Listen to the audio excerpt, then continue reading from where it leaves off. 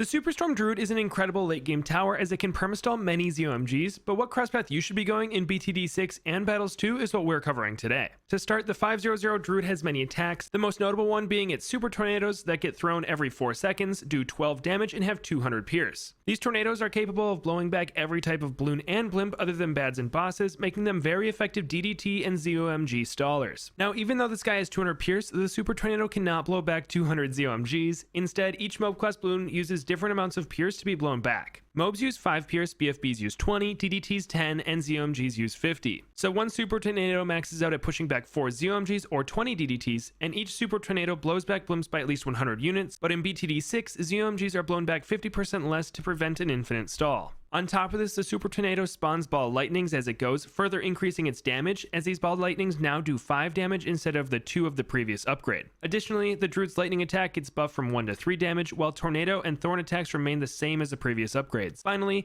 Superstorm automatically gains camo detection, allowing it to hit camos and DDTs without any external buffs. Now, upgrading this guy to a 5/2/0 will make it throw 8 thorns instead of 5, and all of its attacks will now strip regrow bloons of their regrow property. Fortunately, neither of these are very useful because the thorns no longer are the main damage source of this druid, and he does enough damage to deal with regrow bloons without needing to strip them of this property. Compare this to the superior 5/0/2 crosspath, which gives it 10 extra range and the Heart of Vengeance buff. This buff gives it an instant 10% attack speed increase and an additional 1% for every life lost after purchasing this upgrade, but it caps out at plus 100% attack speed bonus. This is by far the better crosspath, as this increased attack speed lets it throw super tornadoes more often, which is the entire reason for purchasing this tower. To increase its attack speed even further, make sure to buff him with 5 Populous Druids, and if you have the space, overclock him with an Engineer and buff him with a Village to get the most out of him.